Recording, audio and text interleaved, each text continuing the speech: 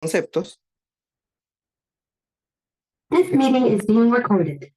Vamos a parar en esto que son conceptos, pero sí quiero dejar en claro porque puede ser que venga alguna preguntita de hipertensión arterial secundaria. Recordemos que los más frecuentes es la hipertensión arterial primaria o esencial, es casi el 90%, y la secundaria es aproximadamente el 10%.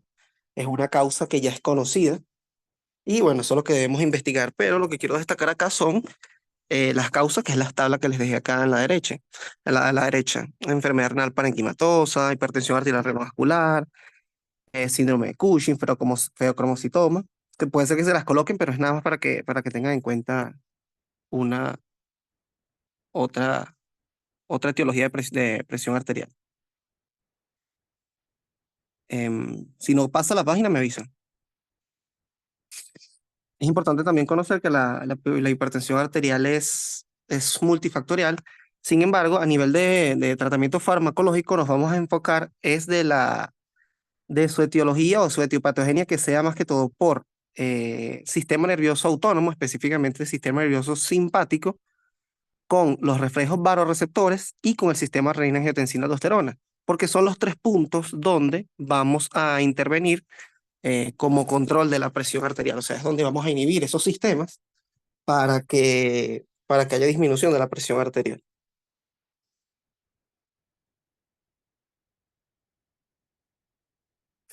Además de eso, sabemos que hay factores de riesgo, tabaquismo, dislipidemia, diabetes mellitus, la edad, el sexo, más que todo en hombres y mujeres menopáusicas, y enfermedades cardíacas, otras enfermedades cardíacas.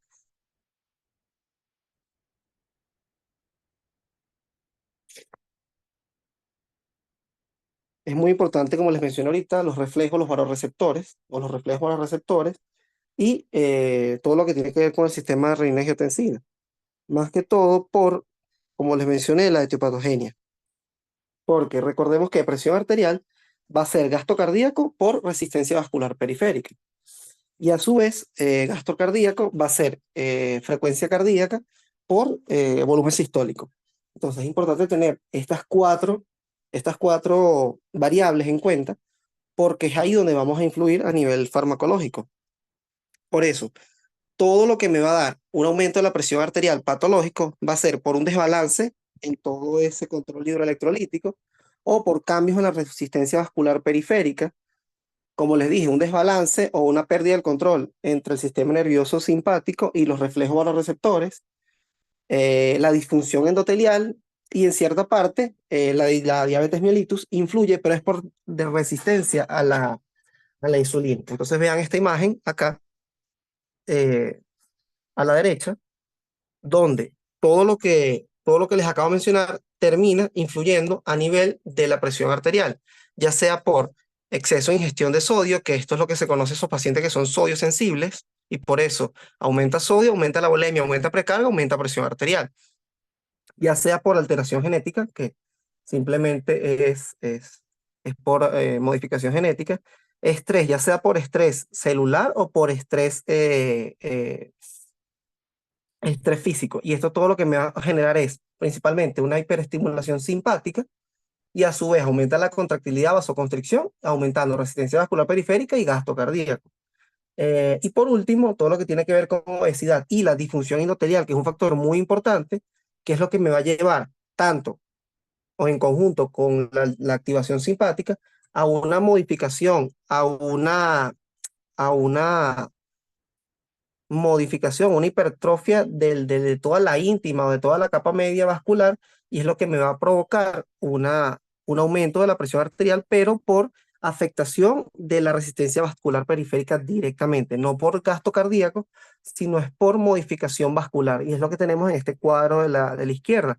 Todos esos factores mecánicos, que es el estrés oxidativo, ya sea por diabetes, resistencia a la insulina o por cualquier otra comorbilidad, me va a generar cambios estructurales y remodelamiento del vaso, lo que me aumenta la resistencia vascular periférica y aumenta la presión arterial. Todo esto es importante conocerlo por, como les digo, eh, dónde vamos a influir exactamente a nivel farmacológico. Y con esta siguiente imagen, lo que les quiero mostrar es un resumen de todo lo que les acabo de decir. Es una imagen muy práctica, porque tenemos las dos fórmulas o las dos todas las 4 variables que tenemos que tener en cuenta: gasto cardíaco, resistencia vascular periférica, volumen sistólico y frecuencia cardíaca. El aumento de todos ellos, pueden en una persona estar todos o estar uno solo, me va a generar finalmente un aumento de la presión arterial. Y con la imagen acá de la derecha, es que una hiperestimulación simpática me va a generar tanto vasoconstricción, venoconstricción y estimulación cardíaca, que me aumenta precarga, poscarga y enotropismo cardíaco, todo finalizando en aumento del gasto cardíaco, resistencia vascular periférica y aumento de la presión arterial. Esa misma hiperestimulación simpática a nivel renal, que me va a ocasionar una liberación de renina, que me activa todo el sistema renina-angiotensina-aldosterona, no me voy a frenar en eso, y toda esa cascada de la angiotensina 2 me genera aumento en la reabsorción de sodio y agua, estimulación o liberación de aldosterona, que a la vez también aumenta la reabsorción de sodio y agua, y todo esto me aumenta la volemia, que a su vez aumenta la precarga, aumenta el gasto cardíaco, aumenta la presión arterial. Como vemos, todos estos mecanismos están como funcionando a la vez todos para aumentar, o es lo que provoca en esa persona que aumente la presión arterial. Y ahí es donde vamos a influir a nivel de farmacológico. Ya hablando de las clasificaciones como tal de hipertensión arterial, tampoco me paro mucho, sin embargo, en la guía esa que colocan en la cátedra sí las menciono. Entonces, bueno, tenemos la clasificación ya sea por la AJA, ya sea por la Academia Americana o sea por la Sociedad Europea. Los americanos tienen valores más bajos de presión arterial, es decir, una persona ya con 130-80, los americanos lo ven como hipertensión ya.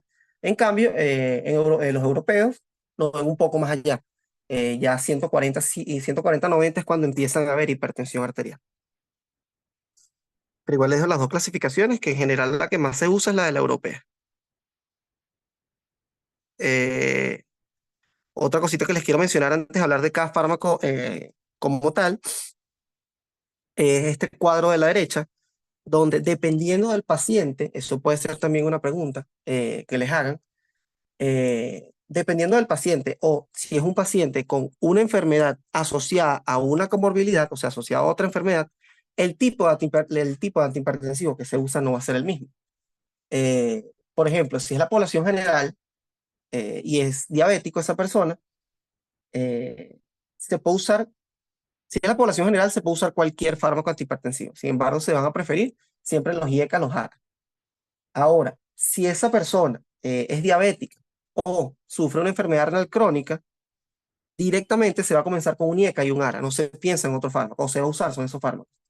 Y por el otro lado, si yo tengo un paciente afrodescendiente o de la tercera edad, se va a comenzar o se piensa más que todo en un bloqueante de los canales de calcio, un nifedipina, lodipina, o en un diurético de tiazida. Esto es simplemente porque en los estudios se veía que los IECAS y los ARA hacían menos efectos que estos fármacos. Entonces, como les dejé aquí abajo, dependiendo también de lo que tenga, si tiene hipertensión asociada a otra comorbilidad, se van a usar diferentes tipos de fármacos. Si un paciente con hipertensión e insuficiencia cardíaca, se piensa más que todo en diuréticos y betabloqueantes antes de un IECA y un ARA, que probablemente ese paciente ya tenga IECA y ARA indicado, pero se piensa en los otros. Como les dije, hipertensión y diabetes, siempre pensar IECA y ARA, igual que con enfermedad renal crónica. Postinfarto, IECA y ARA, pero se usa el betabloqueante también porque es un paciente postinfartado.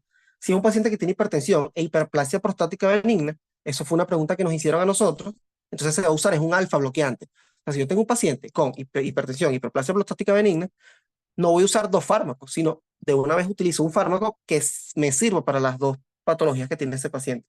Hipertensión y migraña, generalmente a los pacientes se les asigna betabloqueantes.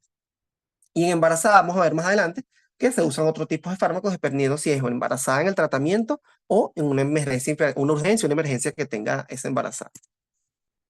Entonces es importante siempre en el contexto que les pongan. Si es un paciente con hipertensión solita, ok, ver, es afrodescendiente o qué edad tiene, es de tercera edad, tiene enfermedad renal crónica, qué patología tiene asignada a la hora de asignarle un fármaco. Y algo importante también que nos dicen las guías es cómo se van a hacer las estrategias de dosificación. En el octavo comité dan 3 estrategias, que es, se puede leer el cuadro que está a la derecha, se lo van a leer, pero en resumen sería, inicio con un fármaco, lo llego a dosis máxima y le agrego un segundo fármaco. La estrategia B sería, inicio con un fármaco, titulo, o sea, le sumo le aumento la dosis y sin llegar a la dosis máxima le agrego un segundo fármaco y después lo titulo a los dos. Y la tercera forma de tratamiento, estrategia, sería iniciar de una vez con dos fármacos simultáneos.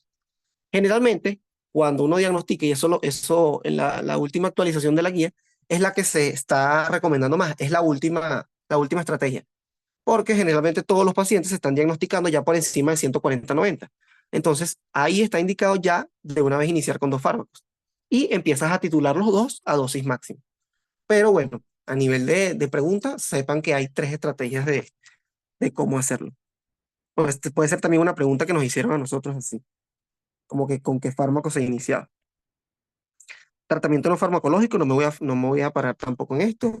Ejercicio, disminuir la obesidad, disminuir el alcohol, una dieta DASH. Aquí les dejo lo que es la dieta DASH, que es la dieta para detener la hipertensión, para que se la lean. Y ya entrando como tal en el tratamiento farmacológico, este, esta es una imagen muy buena porque nos muestra todos los tratamientos o todas las combinaciones que yo puedo hacer en un paciente hipertenso, pero con los colores siempre me va a mostrar, por ejemplo, acá los cuatro que siempre voy a tener en cuenta, que van a ser diuréticos y Ecajara y bloqueantes de los canales de calcio. Ellos son los de primera elección y los que voy a tener siempre de primera línea. Y los puedo combinar. ¿Qué es lo que no puedo combinar? Como está en la imagen. Y se los digo una vez. Y ECA con ARA, también nos los preguntaron. Pendiente, era una premisa de pregunta de selección y mucha gente le pasó por encima. Y ECA con ARA no se pueden indicar juntos. Si yo voy a cambiarlo, entonces le quito el IECA y le pongo el ARA, o le pongo el ARA y le quito el IECA, pero nunca los dos juntos. Y tengo también otros fármacos como los beta bloqueantes y otros como vamos a ver más adelante, en los cuales no son de primera línea, pero se empiezan a usar ya cuando tengo pacientes que tienen 3, 4 fármacos y no logro un control de la presión arterial. En el cuadro de la derecha también están todos resumidos, pero como los vamos a ir viendo poco a poco, no nos vamos a parar en ese cuadro tampoco.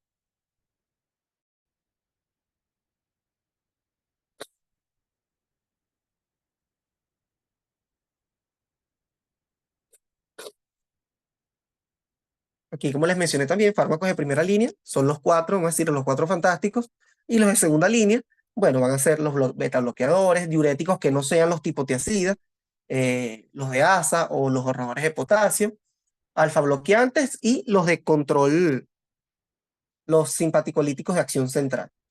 Entonces, esta imagen de la derecha también es como les dije, ¿ve? Diabetes mellitus, enfermedad renal crónica y ECA y ARA siempre. Enfermedad arterial coronaria o un postinfarto, prefiero beta bloqueantes con un IECA. Falla cardíaca, beta bloqueantes con IECA también. También puedo usar un ARA. Entonces, siempre tener en cuenta qué patología tiene asociada el paciente. Y entonces comencemos una vez con la primera línea de tratamiento, que yo los ordené de esta forma, como en orden de importancia y para una forma de verlos de una forma más fácil. Comienzo con diuréticos, donde no me voy a parar porque José les acaba de dar la prepa de diuréticos. Entonces, ¿cuáles son los que me importan a mí de aquí? Son los diuréticos tiacídicos, porque son los que se usan de primera línea en la presión arterial. ¿Sobre todo en quién? Como les dije, pacientes afrodescendientes y personas de la tercera edad.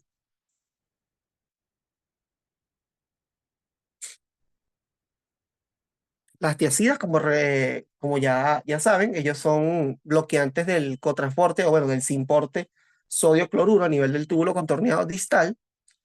Y los dos más importantes que voy a tener van a ser la hidroclorotiazida y la clortalidona.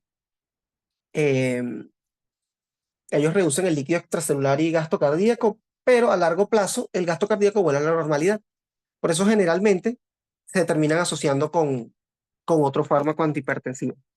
Pocas veces lo van a ver como único tratamiento. Inclusive que sea un afrodescendiente, uno comienza primero con un bloqueante de los canales de calcio y después de que se le agrega la tiazida.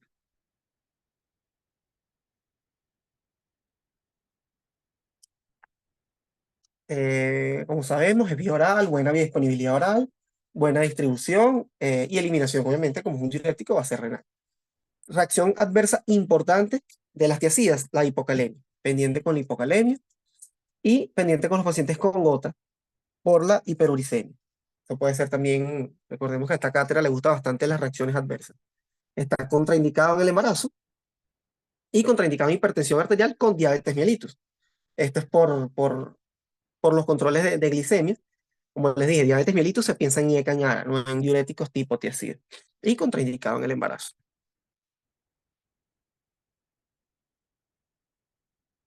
En esta imagen lo que les quiero mencionar, en este cuadro del Goodman, es que que más se van a usar y que los que más les pueden preguntar van a ser hidroclorotiazida y clortalidona.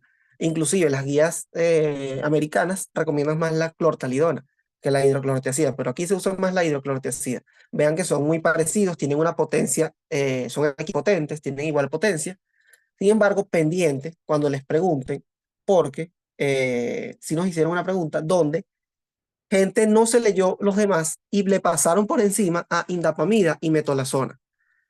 Y preguntaron diuréticos tiacídicos, eso también puede ir en el tema de diuréticos o en el tema de hipertensivos, o sea, puede ir en los dos. Y pusieron como opción indapamida y metolazone, y la gente no sabía que era una tiacida. Entonces la pregunta o no la respondieron o se quedaron en el aire simplemente porque se aprendieron hidroclorotiazida y como no decía tiacida, no la respondieron. Entonces pendiente con indapamina y metolazona. Simplemente el nombre, o sea, sepan que existen esos dos diuréticos que son tipo tiacida, no son de uso frecuente, pero a nivel de cátedra los pusieron para ver si estaban pendientes. Interacciones, recordemos que a la cátedra también le gustan mucho las interacciones, entonces con los AINES disminuye el efecto diurético de todos los diuréticos. Y pendiente siempre AINES con antihipertensivos, se los digo de una vez. Los AINES generalmente aumentan la presión arterial. Entonces, pendiente porque siempre van a tener interacciones en pacientes hipertensos. Eh, por ejemplo, tratar un paciente con dolor y una crisis hipertensiva es difícil porque el AINE le va a aumentar la presión arterial, entonces hay que ir a otro tipo de analgesia. Potencian el efecto de otros diuréticos, de la digoxina, del diazóxido, que lo vamos a ver más adelante, que también es un vasodilatador. Disminuyen el efecto de anticoagulantes, uricosúricos, como el Probenecid. Y obviamente pendiente en medicamentos como anfotericina, corticosteroides, porque van a aumentar la hipocalemia. Entonces pendiente, tiazidas, hipocalemia. Pendientes con los ahorradores de potasio, porque como son ahorradores de potasio, eso me van a generar más hipercalemia. Entonces, mosca, que aquí es hipocalemia, la reacción adversa. A diferencia, como vamos a ver por ahí con IECA y ARA, que ellos más bien causan hipercalemia. Entonces, pendiente. Como les dije, no me voy a parar mucho con los diuréticos, nada más con la tiazida. Ahora sí vamos con los fármacos que actúan a nivel del sistema renina-angiotensina-aldosterona, que son en realidad el grueso de, esta, de estos tratamientos. Entonces, recordando acá rápidamente cuál es el sistema renina-angiotensina-aldosterona, la renina se libera a nivel de las células yuxtaglomerulares por estimulación adrenérgica, receptores beta 1, aunque también puede ser por efecto a nivel de la mácula densa, se libera la renina y convierte la angiotensinógena producida en el hígado en angiotensina 1. A su vez, esa angiotensina 1 por la enzima convertidora de angiotensina, que realmente se encuentra en el pulmón, se convierte en angiotensina 2. Y esto va a tener efecto a nivel de receptores AT1, AT2, existen AT3 y AT4.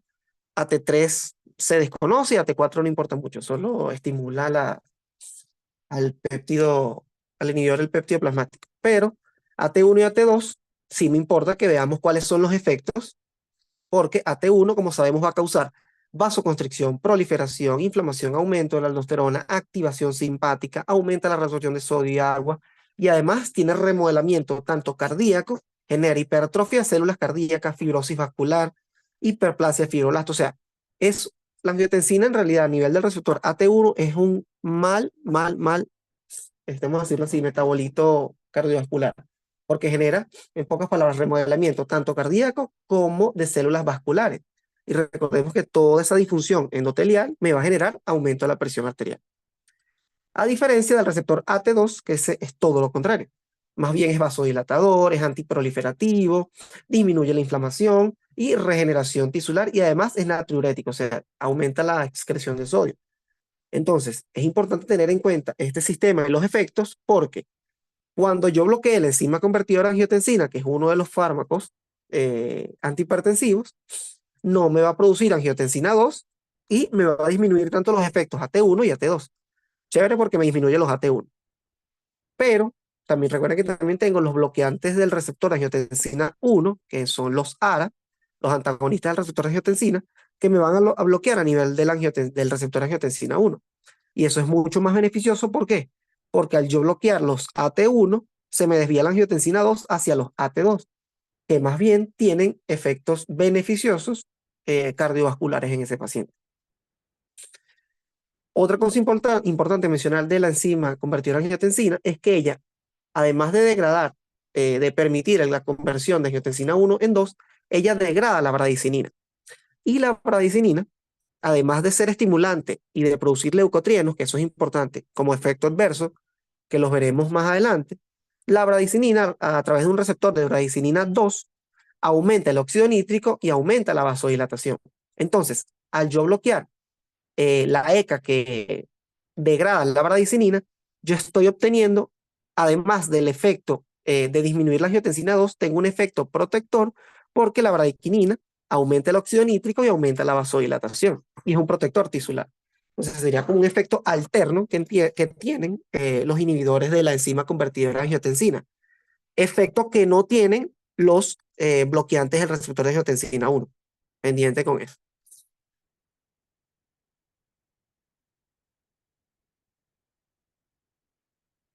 Aquí, más efectos de la angiotensina 1 y angiotensina 2, de los receptores.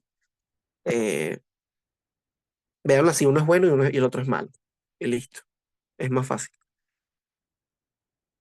Me interesa siempre es bloquear el uno.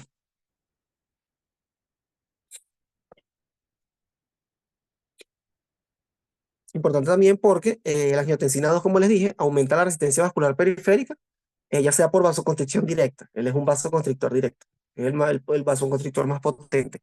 Pero también hay aumento de la reabsorción de sodio y agua. Y como les dije, hay remodelamiento, hipertrofia cardíaca y remodelamiento vascular. Por eso es que genera tanto daño la angiotensina 2 y por eso es de importancia bloquearlo. Esto es lo mismo, no me voy a parar en lo mismo. Y ahora sí vamos como tal con los IECA. Entonces, como ya se los mencioné, ellos simplemente van a inhibir competitiva, específica y reversiblemente a la enzima convertidora de angiotensina. Tengan en cuenta esas tres palabras, porque puede ser una conchita de mango. Son competitivos, es específico, obviamente, y es reversible a la enzima convertidora de angiotensina. Ellas actúan disminuyendo resistencia vascular periférica, presión arterial media, por ende, presión arterial diastólica y presión arterial sistólica. Entonces, disminuye, como ven, a nivel de resistencia vascular periférica, pero también como disminuye la reabsorción de sodio y agua, además que también estoy inhibiendo la producción de aldosterona. Entonces ellos generan cambio a nivel tanto de gasto cardíaco como de resistencia vascular periférica. Recuerden la fórmula que les mostré al principio. Es importante que estos cambios de presión arterial guardan relación con los niveles de renina plasmática. Entonces, esta es una de las teorías por la cual los IECA y los ARA, las guías no lo recomiendan en pacientes afrodescendientes. Es porque estos pacientes, en el estudio que se hizo, tenían menores niveles de renina plasmática. Entonces, si yo tengo niveles bajos de renina plasmática, fármacos como el IECA y el ARA simplemente van a tener menor efecto en estos pacientes. A su vez también disminuye el tono simpático, disminuye el remodelado, disminuye la función endotelar. O sea, todo lo malo que les dije, a estos fármacos lo disminuyen. Disminuye la progresión de nefropatía en pacientes diabéticos. Por eso ellos son indicados en pacientes diabéticos, porque como ellos disminuyen la tasa de filtración glomerular, disminuye la proteinuria en pacientes diabéticos. Entonces, por eso son nefroprotectores en pacientes diabéticos. Por ende, también disminuye la glomerulosclerosis, ya sea por disminución de la presión arterial y no se genera isquemia en ese riñón, como por disminución de la nefropatía en los pacientes diabéticos. Y además, primera línea en pacientes hipertensos con cardiopatía isquémica e hipertrofia del ventrículo izquierdo, junto a beta bloqueantes, como vamos a ver más adelante.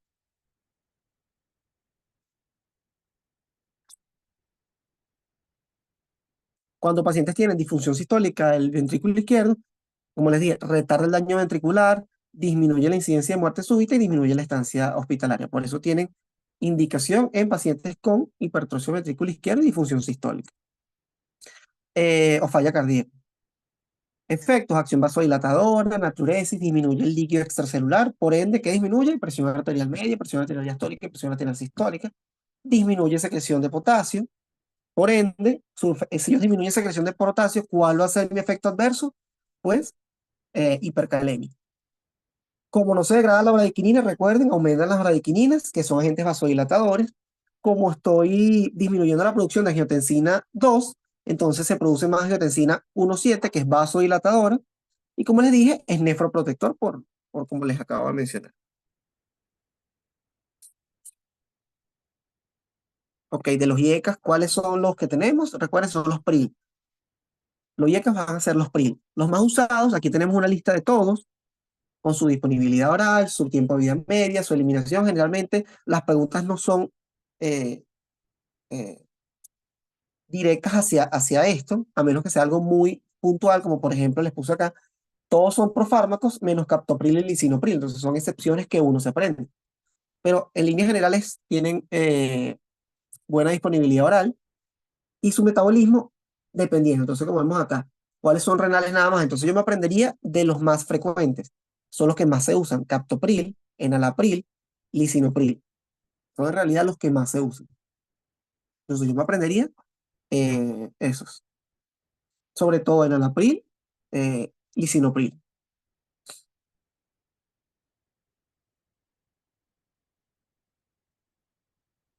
Vamos con las reacciones adversas. Su reacción adversa más importante va a ser la tos y es por la que más se quejan los pacientes. Ustedes creerán que no, pero en realidad es una reacción adversa frecuente y los pacientes se quejan y no se toman el medicamento, entonces habría que cambiárselo a otro medicamento. ¿Por qué se genera la tos? Recordemos que cuando teníamos acá la bradiquinina, cuando yo bloqueo la IECA, perpetúo la bradiquinina, es decir, no se desactiva, no se inactiva. Por un lado, la bradiquinina es buena porque me genera vasodilatación, chévere, pero la bradiquinina, como les dije, ella estimula la producción de leucotrienos.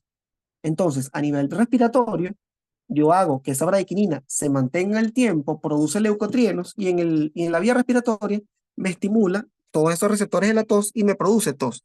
Entonces, por eso es un efecto adverso presente en los IECA, en todos los PRIL. Lo preguntan, la pregunta es fácil en realidad porque es tos, pero también es un mecanismo de acción, es un mecanismo de reacción adversa que siempre lo preguntan. Incluso cuando siguen avanzando en la vida se dan cuenta que se los van a preguntar. ¿Por qué los IECA producen tos? Entonces, bueno, la hipercalemia es otra reacción adversa, muy importante. El angioedema también es otra, ese edema angioneurótico en la región facial es importante en los IECA. También se da por esa liberación de bradiquinina y producción de leucotrienos a nivel de los vasos faciales. Eh, Podría generar insuficiencia renal aguda, por eso no se recomienda en cientos pacientes. Hipotensión no es tan frecuente y son teratogénicos porque tienen toxicidad fetal. Otras reacciones adversas menos frecuentes, rash cutáneo, proteinuria, disgeusia, neutropenia, glucosuria, hepatotoxicidad. Pero los que les marco en rojo son en realidad lo que más preguntan. Tos, hipercalemia, angioedema y bueno, es teratogénico. Por ende es contraindicado que pacientes con tos, hipercalemia, edema angioneurótico, obviamente. Contraindicado también con otros fármacos que generen hipercalemia, obviamente, por ejemplo, una espironolactona, un ahorrador de potasio, y estenosis de la arteria renal bilateral o unilateral con riñón único. Esto se da porque estos pacientes que tienen estenosis de la arteria renal, ellos mantienen el flujo sanguíneo renal es por medio del sistema renina-angiotensina-aldosterona. O sea, su perfusión renal se mantiene por el sistema renina-angiotensina-aldosterona. Entonces, si tú le bloqueas a este paciente el sistema, le generas más bien hipoperfusión renal y le vas a causar una falla renal aguda. Aquí es donde se ve más, donde se describe esa falla renal aguda como reacción adversa. Es en pacientes que tienen estenosis arterial renal bilateral o que tengan un solo riñón y bueno, tengan unilateral. Pero es por eso, es porque su flujo sanguíneo renal lo mantiene, es el sistema renina-angiotensina-aldosterona. Vamos ahora con los ARA2, con los bloqueantes de los receptores de angiotensina 1. No voy a repetir todo, pero recordemos, si bloqueo entonces el receptor AT1, se me desvía hacia el AT2 y tengo todos los efectos beneficiosos de antiproliferación, vasodilatación, disminución de la apoptosis, del remodelamiento vascular. Pero recuerden que entonces no voy a tener los beneficios que van a ser el beneficio de la bradiquinina, no lo voy a tener ese beneficio vasodilatador porque aquí no estoy inhibiendo la IECA, pero no inhibiendo la ECA, pero en estos fármacos no tengo como efecto adverso la tos. Entonces, paciente que me hace, que me está quejando del tratamiento por un IECA con tos, su indicación es, bueno, le retiro el IECA y le coloco un ARA, porque este fármaco, como no inhibe la ECA, no me va a generar como reacción adversa la tos.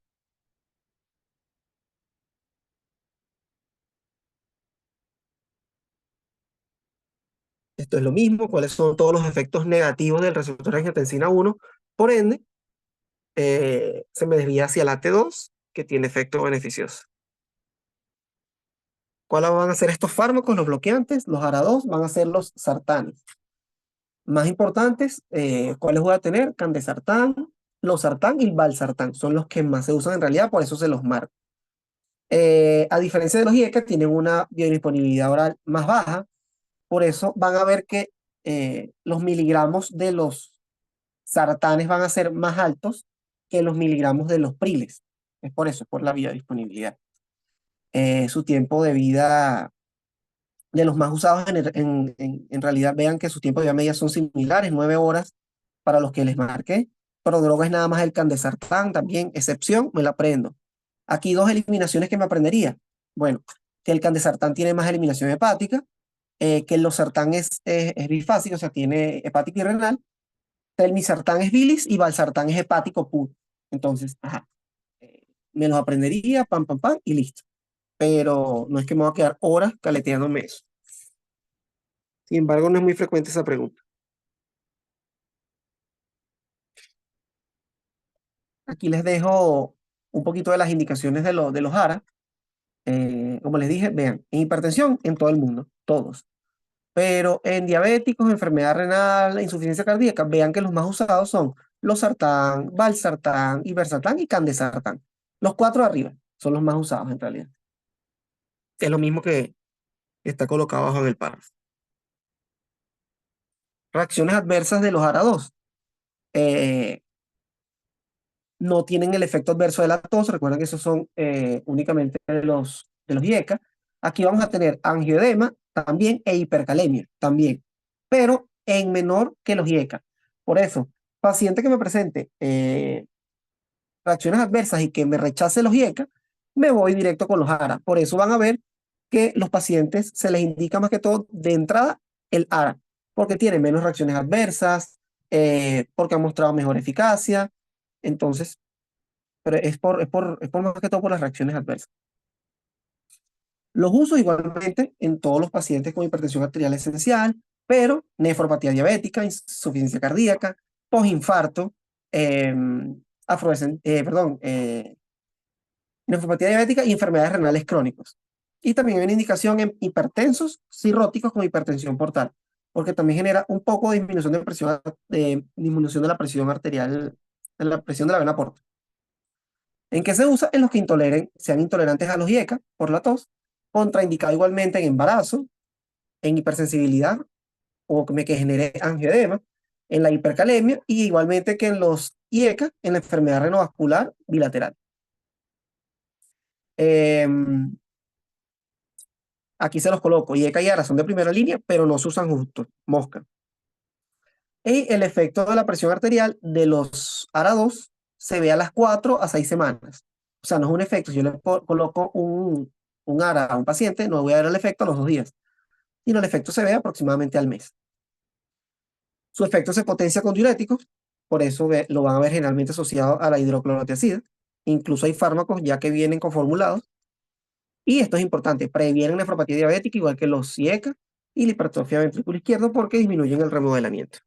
Esto simplemente, obviamente, ¿cuáles disminuyen más el remodelamiento? ¿Los ARA o los IECA? Los ARA, porque al yo bloquear el AT1 se me desvía el AT2. Con los IECA, al yo bloquear la enzima convertidora, ya no estoy produciendo angiotensina 2.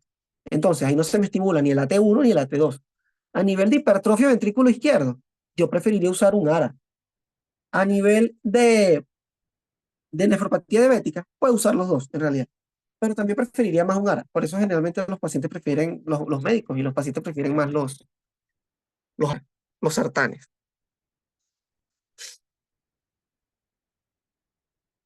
Esto que le coloco acá es importante porque antes de iniciar ARA y ECA, lo ideal, eso no se hace, pero hay que estar pendiente de función renal, urea y creatinina, de los niveles de potasio, recordemos por qué, porque ellos son hipercalemiantes. Y obviamente pendiente en uso concomitante con otros fármacos, como les dije, hipercalemiantes. O pacientes que tienen enfermedad renal crónica, se les puede colocar estos fármacos, pero pendiente con el potasio. Y siempre estar pidiéndole potasio a estos pacientes, por lo mismo, por ese riesgo de hipercalemia. Vamos con el siguiente grupo, que van a ser los bloqueantes de los canales de calcio, los antagonistas de canales de calcio. Eh, Ellos son específicamente su mecanismo de acción es un antagonismo no competitivo de los canales de calcio tipo L. Recordemos que a nivel del músculo liso, ya sea vascular o a nivel de la contractilidad del corazón, del músculo cardíaco, si yo disminuyo la entrada de calcio, todo lo que donde hay calcio hay contracción, si no hay calcio no hay contracción. No se activa la calmodulina, no hay fosforilación de la miosina y no se genera contracción. Por eso, estos fármacos son a dónde. Estos fármacos se van a ir hacia nivel de acción de resistencia vascular periférica. Aquí no se me modifica en realidad el gasto cardíaco o la volemia, sino es directamente a nivel de resistencia vascular periférica. Porque provoco vasodilatación o dependiendo del fármaco, del bloqueante canal de calcio, genero disminución de la contractilidad y del inotropismo cardíaco. Los voy a tener en dos grupos, que son las dihidropiridinas y las no dihidropiridinas. Una forma de aprendérselo cuáles son cuál, dihidropiridinas, dipinas, dipino, vean que tienen fácil, suenan, vamos a decirlo así, onomatopéyicamente igual. Dihidropiridinas, dipinos, dipinas. Entonces, todos los dipinos son las dihidropiridinas. Y los no dihidropiridínicos van a ser el verapamil y el diltiazem. Ellos, como les mencioné, a nivel del músculo liso van a causar vasodilatación. Y a nivel del corazón van a disminuir la contractilidad, el inotropismo, pero también va a disminuir el inotropismo, es decir, disminuye la frecuencia de descarga del nodo sinusal y disminuye la velocidad de conducción del nódulo AB y la velocidad de conducción del corazón. Pero esto va a ser dependiendo del fármaco. Siempre que vean vasodilatación en bloqueante de los canales de calcio, piensen en los dipinos. Los dos hacen ambos efectos, pero unos van a hacer más efecto que el otro. Entonces, ¿cuáles son los más vasodilatadores? Van a ser los dipinos. ¿Cuáles van a ser más disminución del inotropismo y del, de la vaina? Del inotropismo y de la conducción y de la frecuencia de disparo de los nodos. Bueno, van a ser los verapamil y el diltiazem, los no dihidropiridínicos.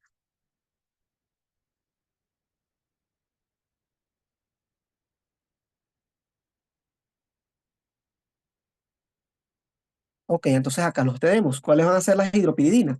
Nifedipina, nicardipina, isardipina, amlodipina, fenolipina, nimodipina. Los más usados, nifedipina, amlodipina y nimodipina. Ellos tienen algo muy importante, que es que no antagonizan la taquicardia refleja. Cuando yo tengo un fármaco, siempre, piénsenlo así, que me genere vasodilatación, el cuerpo va a generar una taquicardia refleja. Eso véanlo por la fórmula. Si yo tengo un fármaco que me disminuye la resistencia vascular periférica, el corazón va a tratar de compensar. Y lo que hace es una taquicardia refleja, lo que hace es aumentar la frecuencia cardíaca. Las dihidropiridinas no antagonizan la taquicardia refleja, por ende eso va a ser un efecto adverso. Cuando ellos bloquean los canales de calcio, disminuye la resistencia y eso provoca que a nivel del reflejo vasoreceptor se produzca taquicardia. Perfecto, eso lo hacen las dihidropiridinas. Pero las no dihidropiridinas, como ellos actúan, como les dije, a nivel más central, a nivel central me refiero a nivel del corazón, a nivel del inotropismo, a nivel cronotrópico, que es la conducción, entonces ellos me van a causar un poco de disminución de la resistencia vascular periférica, pero como su efecto es fuerte a nivel cronotrópico e inotrópico, se antagoniza esa taquicardia refleja. porque disminuye la conducción y y la, y la génesis del impulso cardíaco a nivel del nodo sinoauricular. Entonces, las no dihidropiridinas antagonizan esa taquicardia refleja. Yo voy a tener un efecto que no va a ser taquicardizante, sino más bien va a ser bradicardizante, porque ellos actúan a nivel del cronotropismo y del inotropismo. Por el contrario, las dihidropiridinas causan vasodilatación, pero ellas van a tener taquicardia refleja, porque su efecto central es muy central a nivel del corazón, es muy bajo.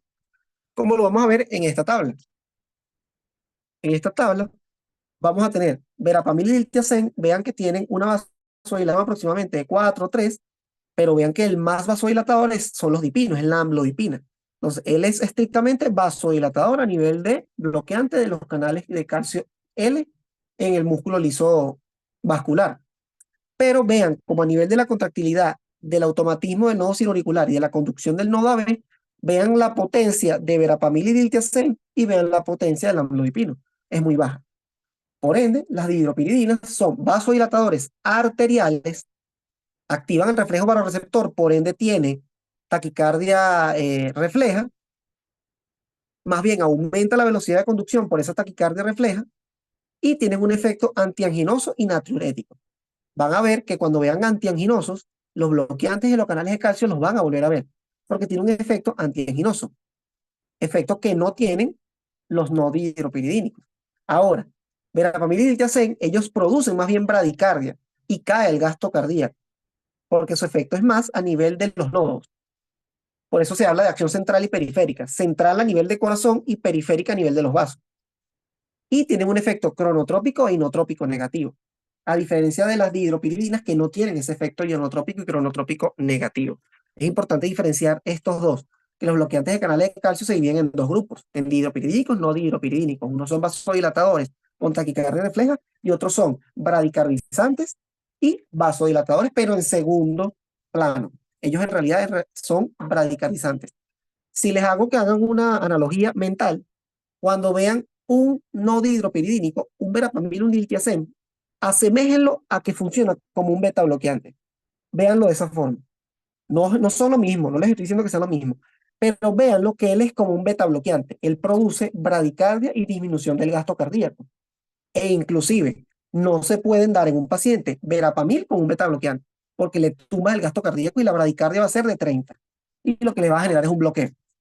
Es una contraindicación dar verapamil o diltiazem con un beta bloqueante. Es por esto mismo, porque verapamil y diltiazem se parece a nivel de bradicardia a un beta bloqueante. No sé si los confundí con esto, pero es una forma de verlo y de aprendérselo. Ok, aquí a nivel de farmacocinética, no me voy a aprender, no me voy a fijar mucho en las vidas medias. Aquí se las dejo. Y las indicaciones, obviamente, son en hipertensión, pero las dihidropiridinas también tienen otras indicaciones. Angina estable, enfermedad coronaria, como les dije, son antianginosos. Se puede usar en el fenómeno de Raynaud. Recuerden que es esa vasoconstricción que se da a nivel periférico, entonces podrían usarse en fenómeno de Raynaud porque disminuye esa vasoconstricción. Y estos son uno de los fármacos que no es de primera línea en embarazo, pero se podrían usar en embarazo. No son teratogénicos. Por otro lado, los no dihidropiridínicos se pueden usar en hipertensión, no son de primera línea. En realidad, tú nunca vas a ver una persona por ahí tratada con verapamil con hipertensión sola. No, eso sería una aberración. Pero se podrían usar, si no tengo más nada, en la angina de Prinzmetal. Recuerden que la angina de Prinzmetal se da por una vasoconstricción a nivel de las arterias coronarias. Entonces se podría usar. Y en las taquiarritmias supraventriculares. ¿Por qué? Porque como vimos, ellos son inotrópicos y cronotrópicos negativos. Entonces yo podría usar un verapamil, un diltiazem en una taquiarritmia supraventricular. ¿Que la primera indicación es el beta bloqueante? Sí, pero como segunda línea yo tengo un no dihidropiridínico. Como les dije, los no dihidropiridínicos se parecen mucho a los beta bloqueantes. No son lo mismo, pero se parecen. Vamos a hablar más específico de nifedipina y amlodipina, que son los que más se usan. Nifedipina es el Adalat, muy usado. Él existe en LP, en liberación prolongada. Como está acá, es un potente vasodilatador, mayor efecto periférico y no tiene acción sobre el nodo. Los dihidropidínicos tienen esto. Contraindicado en insuficiencia cardíaca, postinfarto y angina inestable. Vean acá, vieron que em, eh, estos fármacos IECA y ARA sí estaban indicados en insuficiencia cardíaca y postinfarto. En cambio, los bloqueantes de los canales de calcio no están indicados en insuficiencia cardíaca y postinfarto. Y si es un, eh, y si es un no dihidropiridínico, peor. Porque si yo tengo un paciente que tiene insuficiencia cardíaca, le tumbo el gasto cardíaco con un cronotrópico y inotrópico negativo. Entonces, están contraindicados en insuficiencia cardíaca. ¿En qué se usa? Ya les mencioné cuáles son los usos. Y en lodipina, igualmente, efecto periférico y cardíaco, usos en hipertensión arterial, angina estable, enfermedad coronaria sin falla cardíaca, y ECA sí, bloqueantes de los canales de calcio no, y contraindicaciones, angina inestable, estenosis aórtica, shock cardiogénico.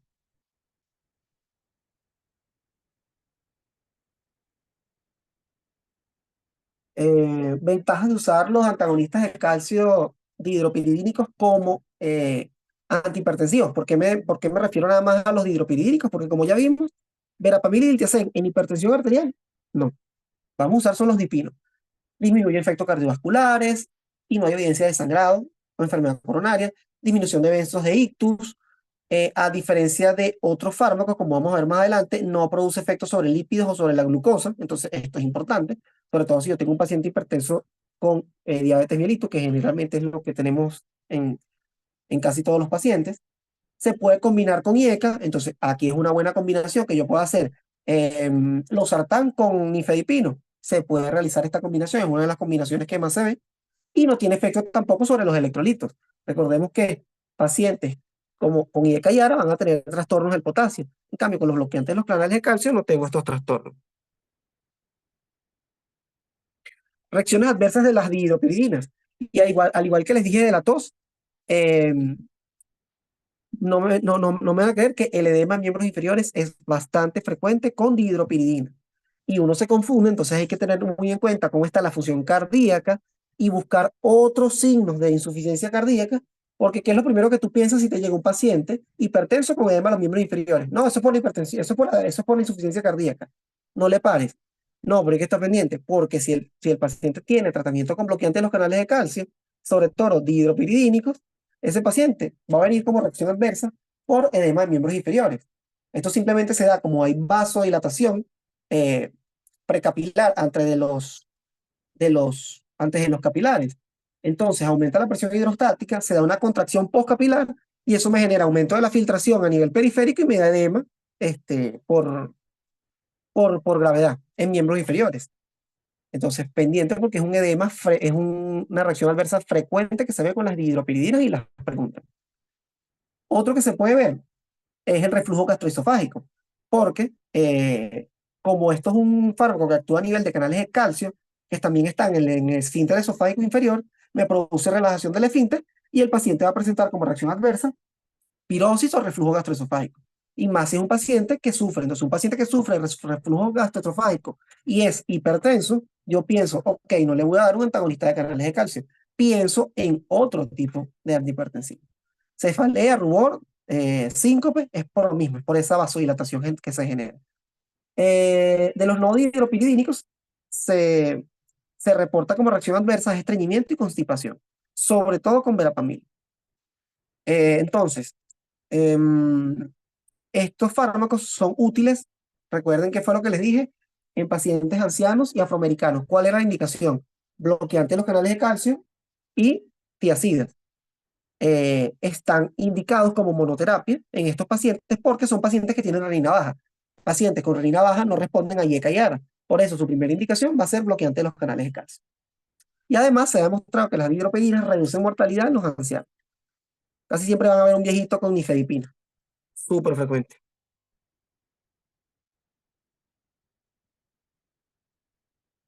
Vamos ahora con los antagonistas adrenérgicos, que los vamos a tener beta bloqueantes y alfa bloqueantes.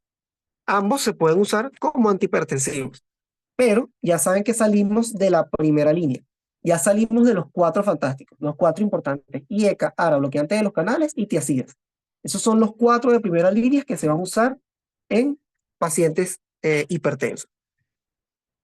De los antagonistas adrenérgicos, vamos a comenzar con los beta bloqueantes.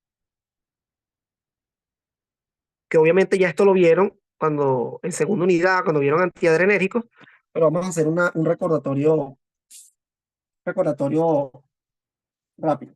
Entonces, beta bloqueantes, simplemente se va a producir ese impulso simpático a nivel de los receptores beta, ya sea receptores beta 1 o receptores beta 2, que los voy a tener divididos dependiendo de la selectividad. Si son beta 1 nada más, atenolol, bisoprolol, metoprolol, acebutolol, me importa porque cuando yo bloqueo el beta 2, recuerden que yo tengo modificaciones a nivel pulmonar. Entonces, por eso es que son preferibles en pacientes, por ejemplo, asmáticos, los beta 1 selectivos. También los tengo los selectivos, carvedilol, labetalol, propranolol, y los que tienen actividad simpático-mimética intrínseca, que son agonistas parciales, acebutolol y pindolol. Recuerden, no sé si se acuerdan qué es lo que significa la actividad simpático-mimética intrínseca. Los beta bloqueantes, cuando yo bloqueo el beta 1, ellos son eh,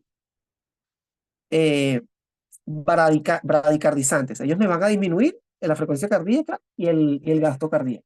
Ok, eso por ese lado.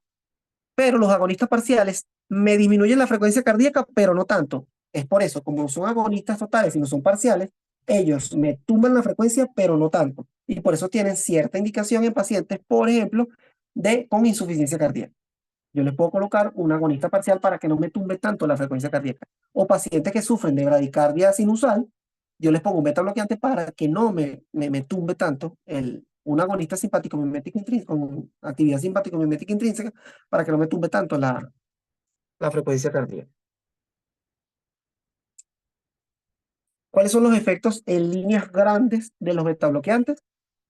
Disminuye la contractilidad cardíaca, es un inotrópico negativo, pero como vean es un inotrópico negativo y por ende me disminuye el gasto cardíaco. Disminuye la demanda de oxígeno, esto es muy bueno, porque como yo disminuyo la frecuencia cardíaca y la contractilidad cardíaca, recuerden que el corazón se perfunde, es en diástole. Entonces, como me disminuye toda la contractilidad y todo ese gasto de oxígeno en la sístole, el corazón se perfunde mejor. Por eso ellos disminuyen la demanda de oxígeno y estos son fármacos indicados tanto en infarto al miocardio como postinfartados al miocardio con hipertensión arterial. Disminuye la velocidad de conducción, disminuye la secreción de renina. Recuerden que la renina se secreta en parte por estimulación de beta 1. ¿Tiene efectos a nivel del sistema nervioso central? Sí, sobre todo los lipofílicos o los que atraviesan barreras, como el propanolol. Hay cambios y sensibilidad de baroreceptores. Recordemos que la hipertensión era por su etiopatogenia era por alteración de esos reflejos baroreceptores. Bueno, hay cambios en la sensibilidad de los baroreceptores. Y además hay alteración de las neuronas adrenérgicas periféricas y a nivel de la médula suprarrenal. Entonces, si ven estas acciones, estos efectos, podrían decirme, pero entonces, ¿por qué se usan como fármacos antihipertensivos? Ya van a ver por qué. Ya les voy a decir por qué. E incluso en el último comité, en la última guía, los betabloqueantes fueron sacados como fármacos antihipertensivos. Antes se usaban como antihipertensivos. Pero cuando vean betabloqueantes, no son fármacos de primera línea en la hipertensión arterial. Se da en la clase, salen los libros, pero las guías poco a poco los han ido sacando como fármacos antihipertensivos porque en vez de disminuir mortalidad, más bien aumentan mortalidad. Solo en casos específicos se va a usar un betabloqueante como antihipertensivo, que más adelante se las voy a mencionar. ¿Cuáles son esos, esos casos específicos? Las características de los betabloqueantes, dependiendo de la liposolubilidad, de la selectividad, de la actividad simpático-mimética o de la propiedad estabilizadora de membrana, eh, así sean potentes antihipertensivos, se ha demostrado en los estudios que tienen más bien aumento de la mortalidad. Aquí les dejo un cuadro donde están todos los betabloqueantes. Estos pueden verlo rapidito que aquí están en la segunda columna, actividad simpático-mimética intrínseca. Vean, pindolol, acebutolol, son los que nos mencionan en la guía de la cátedra. Pero vean por acá que carteolol, labetalol, celiprolol también están. Ténganlos en cuenta, pero en la cátedra siempre mencionan pindolol y acebutolol. ¿Cuáles son liposolubles? Muy liposolubles, como les dije, el propranolol es muy liposoluble, entonces penetra barrera hematoencefálica. Y aquí actividad sensibilizadora de membrana, propranolol. Entonces, si yo tengo un paciente con una arritmia, es preferible usar el propranolol porque tiene actividad estabilizante de membrana. Vean este cuadro, échenle un ojo, pero es más de recordar lo que vimos en la segunda unidad. Otra cosa importante de los fármacos que no tienen o tienen actividad simpático-mimética intrínseca, además de no tumbar tanto la frecuencia cardíaca, lo que me importa de los que tienen actividad simpático-mimética intrínseca es que no tienen efecto en los lípidos, no generan cambios del gasto cardíaco, cambios en el gasto cardíaco, como les dije, no cae tanto la presión arterial y la disminución de resistencia se da por un bloqueo de alfa 1. Esa actividad simpático-mimética intrínseca es porque tiene una es agonista parcial alfa 1.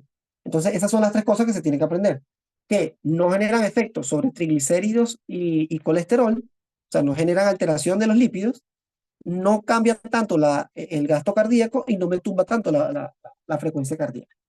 Son las cosas importantes que tienen que saber de los que tienen simpático mimética intrínseca, como pindolol y acebutolol. Pero si me piden que les diga honestamente, no son fármacos que se usan en el día a día. Pero a nivel de examen sí, sí es importante conocerlo. Con la biodisponibilidad, toda la farmacocinética, no me va a parar mucho en ellos, que es lo que les voy a recalcar. Metabolismo. Es importante estos dos que les marqué en rojo porque lo preguntaron. Eliminación renal, nadolol y atenolol. Esos dos lo preguntaron. Y creo que se los preguntaron también allá en la segunda unidad. Entonces, pendiente con los que son la eliminación de nadolol y atenolol, que son renales exclusivamente. El esmolol es metabolizado por esterasas y por eso su duración de acción, vean acá la vía media a la izquierda, es de, o sea, 0,15 horas, casi nada. A diferencia del nadolol, que como es renal, tiene más tiempo de vía media.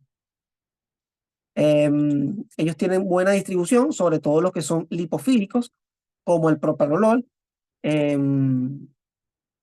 Y eso es lo que les quiero destacar de esta lámina. En realidad, a nivel de farmacocinética, no me quiero parar tanto. Esta imagen también es importante por lo mismo que les mencioné.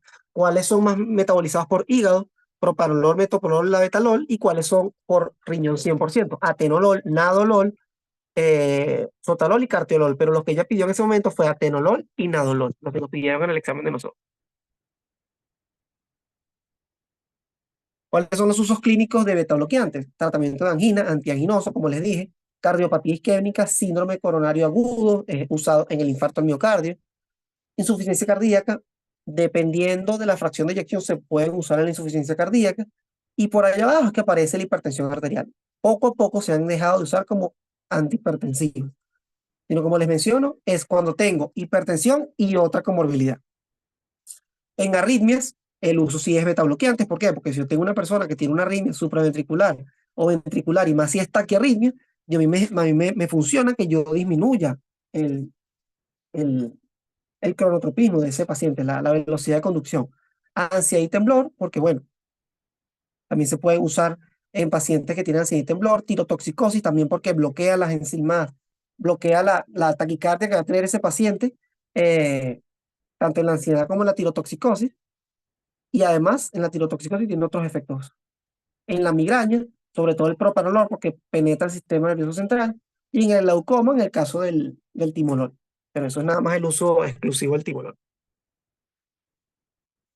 Reacciones adversas, creo que es una de las cosas más importantes a nivel de beta bloqueante, por eso se las coloqué esta lámina textual, porque en realidad las reacciones adversas de los beta bloqueantes es lo que más preguntan.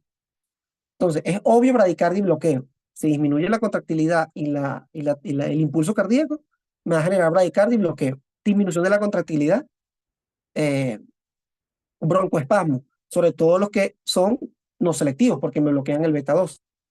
Depresión y disminución de la libido, disfunción sexual, sobre todo en los que penetran este, sistema nervioso central. Alteración de patrón de lípidos del suero, como les dije, los betabloqueantes, sobre todo los que son no selectivos y que no tienen simpático mimética intrínseca, me va a generar hiperlipidemia, hipertrigliceridemia, disminución de HDL, aumento de LDL. También es importante enfoque con los betabloqueantes porque desmascaran los síntomas de la hipoglicemia. Si yo tengo una persona con hipoglicemia pero está usando betabloqueantes, me va a hacer la hipoglicemia y no me va a hacer síntomas. Entonces, pendiente. Este efecto adverso también es importante, sobre todo en los pacientes diabéticos. Por ejemplo, diabético, hipertenso y que sufre de arritmia y tiene un beta bloqueante pendiente con la hipoglicemia. Este efecto rebote, que también lo vamos a ver más adelante, esto simplemente se da es porque, como yo estoy bloqueando por tanto tiempo el beta bloqueante, me da una upregulation, es decir, aumentan los receptores beta-adrenérgicos, pero es porque yo los estoy bloqueando. Entonces yo los bloqueo y el cuerpo me genera más receptores. Yo los bloqueo y el cuerpo me genera más receptores que yo los sigo bloqueando. Entonces, en el momento que yo suspendo bruscamente, me genera un síntoma de abstinencia y me aumentan las cifras tensionales. ¿Por qué? Porque hay una superdescarga simpática. También ocurre con la clonina, lo vamos a ver más adelante. Por eso se tiene que hacer disminución progresiva, porque me genera un síndrome, un efecto rebote, porque me aumentan los receptores adrenérgicos que yo bloqueo. Aumenta el efecto hipoglicemiante de la insulina, porque hay hipersecreción de insulina, y disminuye el flujo sanguíneo renal. Pero como lo dice ella misma, hay esta significación clínica. Entonces, pendiente con todos estos efectos adversos, porque es una de las cositas que más preguntan. Contraindicaciones de beta bloqueantes beta, sobre todo los no selectivos, o de los que no tienen actividad simpático mimética intrínseca. Bradicardia, o personas que sufran de bradicardia sinusal con menos de 50 latidos por minuto. Hipotensión, bloqueo, obviamente de cualquier grado. Insuficiencia cardíaca congestiva, pero que sea grave, es decir, con una fracción de eyección que 115. Entonces, yo no puedo usar un beta bloqueante porque le tumbo el gasto cardíaco a ese paciente. Insuficiencia vascular periférica, diabetes, personas diabéticas o que sufren de dislipidemia porque me modifican lípidos y glucosa. Y por bloqueo beta 2, broncoespasmo bronquial y EPOC son fármacos que están contraindicados en estos pacientes.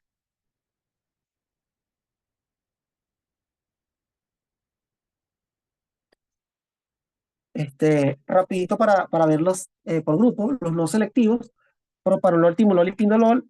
De propanolol que voy a destacar, estabilizador de membrana. Son cosas que ya les dije, sin actividad simpático mimética intrínseca. Además, penetra sistema nervioso central. Timolol no tiene ISA, no estabiliza membrana, pero este es el que se usa en glaucoma. Pindolol, tiene actividad simpático mimética intrínseca, por eso no cae tanto la frecuencia cardíaca.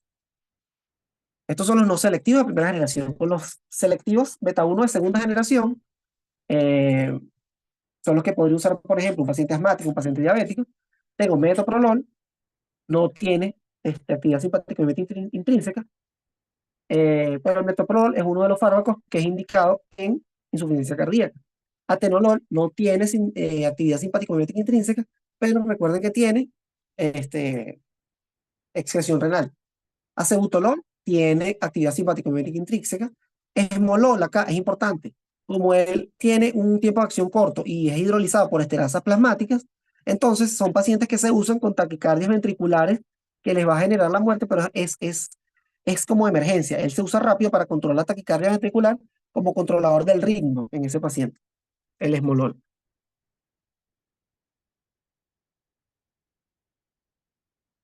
Eh, Vamos con los no selectivos de tercera generación. Aquí empezamos empezamos a ver que son fármacos donde les agregaron otras, por eso son de tercera generación, porque les agregaron otras acciones. Por ejemplo, tenemos al labetalol, el cual es un bloqueante no selectivo, pero también bloquea el alfa 1 y es un agonista parcial beta 2. Y eso es bueno porque recuerden que el beta 2 es vasodilatador. El carvedilol es un bloqueante no selectivo, bloqueante también alfa 1, por eso es no selectivo, pero él tiene una acción importante antioxidante y vasodilatadora por aumento de la síntesis de óxido nítrico. Entonces, el carvedilol tiene muchas cosas que hay que aprenderse, que es no selectivo, pero además es antioxidante y además vasodilatador por aumento del óxido nítrico. Pasamos a los de tercera generación beta 1 selectivos, que son los más nuevos. Tenemos al celiprolol, que vea que es antagonista beta 1, pero también es agonista beta 2, por ende es vasodilatador. Y el nebivolol, que en realidad él es antagonista beta 1 selectivo, el isómero L es liberador de óxido nítrico y además tiene una acción que es esta imagen, esta siguiente lámina que les muestro acá, que él es un agonista beta 3. Vean acá el nebivolol, que él es selectivo. Ok, me bloquea el beta 1 sin actividad simpático mimética intrínseca. Chévere. Pero él a su vez, vean la imagen, como actúa en receptores beta 3, tanto a nivel del corazón como a nivel de los vasos sanguíneos. Entonces, a nivel de corazón, lo que hace es estimularme la óxido nítrico sintasa. Por ende, aumenta la liberación de óxido nítrico y disminuye todo el estrés oxidativo a nivel cardíaco. Disminuye apoptosis, aumenta la protección contra la isquemia, y a nivel de los vasos, como produce lo mismo, aumenta la sintasa de óxido nítrico y aumenta el óxido nítrico, me disminuye la resistencia vascular periférica, es vasodilatador y disminuye la remodelación endotelial, mejora la función endotelial, por ende el nebivolol es un buen fármaco cardioprotector. Es por este efecto que tiene agonista beta 3.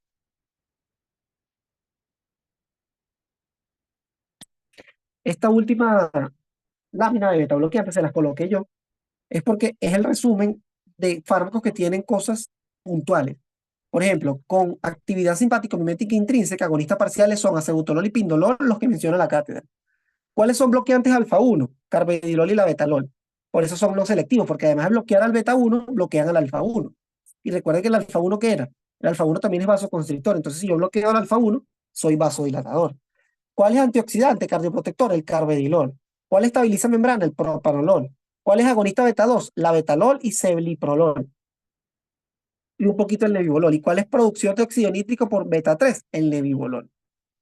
¿Cuáles disminuyen mortalidad e insuficiencia cardíaca? Y en realidad estos son los tres que se van a usar a nivel de insuficiencia cardíaca. Es nada más estos tres fármacos, porque se demostró no que disminuyen hipertensión de tensión arterial o que disminuyen remodelado. Simplemente estos tres fármacos disminuyen mortalidad e insuficiencia cardíaca.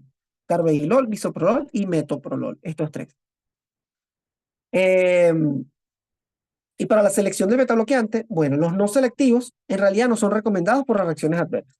Voy a tener recomendaciones de los beta 1 selectivos, sobre todo en pacientes con asma, diabetes y enfermedad vascular periférica.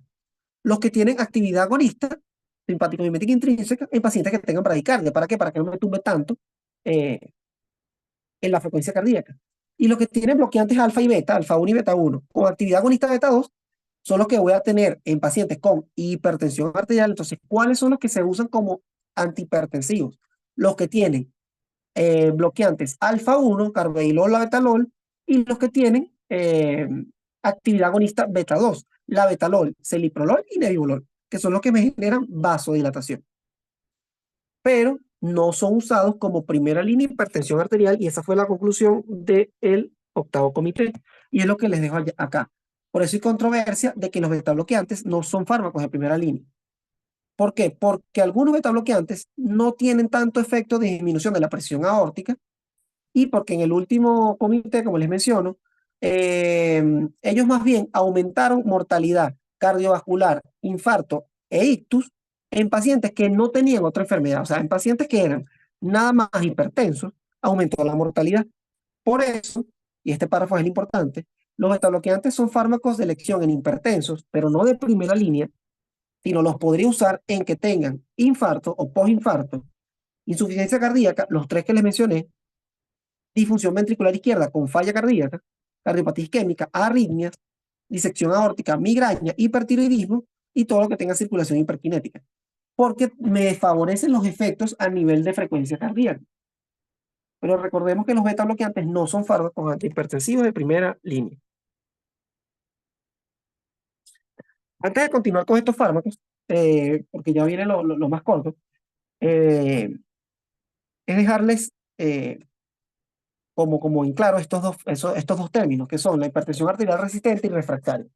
Cuando yo hablo de hipertensión arterial resistente, es cuando yo tengo una persona que tiene 3 medicamentos a dosis máxima y uno es un diurético.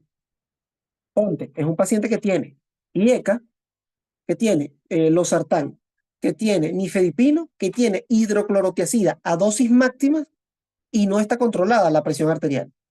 O un paciente que tiene 4 antihipertensivos, pero tiene control. Eso es una hipertensión arterial resistente. Y cuando yo hablo de refractaria, es cuando yo tengo controlada o no 5 medicamentos para la presión arterial donde haya una tiazida y la espironolactona, por ejemplo. Eso es lo que yo hablo de hipertensión arterial resistente y refractaria. 3 y un diurético, o 5 y un tiazídico y un ahorrador de potasio. Algunas biografías colocan 4 medicamentos y un tiazídico y un potasio, pero eso es dependiendo de donde lo lean. Porque a partir de estos conceptos es que vamos a empezar con los otros tipos de antihipertensivos, que son los que se usan en antihipertensivos de uso exclusivo en algunas situaciones nada más. Comencemos con los antagonistas alfa, que pueden ser selectivos o no selectivos. También esto rápido, porque esto ya lo vieron en la segunda unidad. Entonces tengo los bloqueantes alfa 1 selectivos, que van a ser los que bloquean competitiva y selectivamente al alfa 1 en arteriolas, o sea, en vasos, en músculo liso vascular. Voy a tener los socines, parasocin, terazocin, doxazocin, que tienen mayor vía media. Ellos disminuyen resistencia vascular periférica y, como les dije, siempre que yo tenga disminución de la resistencia, hay una taquicardia refleja. Ellos generan como reacción adversa la hipotensión ortostática y tienen alteraciones en los lípidos, pero más bien es una alteración buena, porque generan disminución de triglicéridos, de VLDL y aumento de HDL. En realidad, esta acción sobre los lípidos es buena. Obviamente, yo no voy a usar un paciente dislipidémico esto, pero tienen un buen perfil lipídico. Es importante saberlo. Indicaciones en hipertensión arterial refractaria, o como les mencioné al principio, para allá arriba, no sé si se acuerdan, en hiperplasia prostática benigna. Si yo tengo un paciente hipertenso con hiperplasia prostática, yo le voy a poner un prazosin, que fue una pregunta que nos hizo la doctora Amparo en ese momento. Reacciones adversas, hipotensión ortostática, efecto de primera dosis, se los destaco porque a la doctora Amparo le gusta este efecto. Si yo tengo un paciente que va a recibir prazosin, ya sea por hiperplasia prostática o por hipertensión, tengo que decirle que la primera dosis se la tiene que tomar en la noche, porque esa primera noche le va a dar hipotensión ortostática que puede llegar a un síncope. Entonces, esta reacción adversa es importante. Taquicardia refleja, por lo mismo, siempre que yo tenga vasodilatación, se genera el reflejo vasoreceptor y me da taquicardia refleja. Puedo tener también vértigo, disfunción sexual y retención de sodio y agua. Generalmente, en estos vasodilatadores van a ver como reacción adversa retención de sodio y agua, que dirían que sería como, no debería, o sea, sería como contrariar la acción de un antihipertensivo, porque yo voy a usar un antihipertensivo que me da retención de sodio y agua. Bueno, generalmente por eso se asocian a diuréticos, porque como genero vasodilatación, eso a nivel renal me va a generar retención de sodio y agua.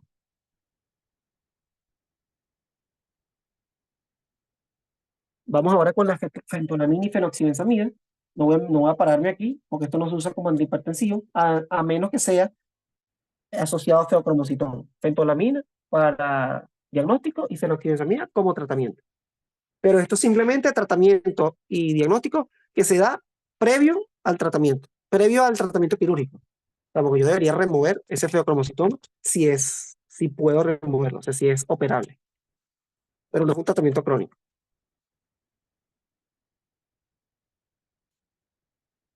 Vamos ahora con los vasodilatadores. ¿Cuáles son los vasodilatadores directos? Dentro de los vasodilatadores voy a tener los que son arteriales y venosos, es decir, que son venodilatadores también, y los que son netamente arteriales nada más. Los que son arteriales y venosos voy a tener al nitroprusiato de sodio, y los que son arteriales va a ser la hidralacina, el minoxidil, el diazóxido, el fenoldopán, y también podríamos tener acá a los antagonistas alfa 1, que los acabamos de ver, doxazocin y prazosin, y a los y a la fentolamina, que son los que acabamos de ver. Pero esos no están incluidos acá porque ellos más bien son antagonistas alfa 1, ellos no son vasodilatadores directos. En cambio, este grupo que vamos a ver a continuación son vasodilatadores directos, arteriales o arteriales y venosos, como el nitroprusiato de sodio. Recuerden siempre, nitroprusiato de sodio es el único arterial y venoso, que es venodilatador también.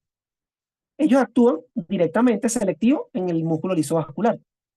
Y aquí tenemos este cuadrito que me gustó del Capsule, donde están los mecanismos de acción y el ejemplo del vasodilatador. Miren que acá de segundo también tenemos a los verapamil, diltiazem y las nifedipino, porque ellos como bloquean el canal de calcio tipo L, también es vasodilatador, pero no son vasodilatadores directos, como estos. Y en realidad los bloqueantes canales de calcio sí son tratamientos de primera línea. En cambio estos no. Pero vamos a ir viendo todos estos mecanismos de acción uno por uno. Comencemos con la hidralacina. La hidralacina es un vasodilatador arteriolar directo, o sea, no altera vasos de capacitancia, que son los venosos. ¿Cuál es su mecanismo de acción? Él es liberador de óxido nítrico en el endotelio. Entonces, como libera óxido nítrico, disminuye la resistencia vascular periférica, disminuye la presión arterial y me genera taquicardia refleja. Y me genera retención hidrosalina, o sea, retención de agua y sodio. Este tiene una disponibilidad variable, pero vía intravenosa es útil en las emergencias hipertensivas. Este es uno de los fármacos que se usa en emergencia hipertensiva. Efectos adversos, como les dije, con los vasodilatadores van a tener siempre retención de líquidos y taquicardia refleja. Siempre. Y puedo tener otras, vértigo, cefalea, esto es lo mismo por la vasodilatación cerebral, palpitaciones asociadas ¿a qué? A la taquicardia refleja, congestión nasal, conjuntivitis, temblores, contracciones musculares, anorexia, náuseas, vómitos y diarrea. Pero los dos importantes van a ser retención de líquidos o hidrosalina y taquicardia refleja.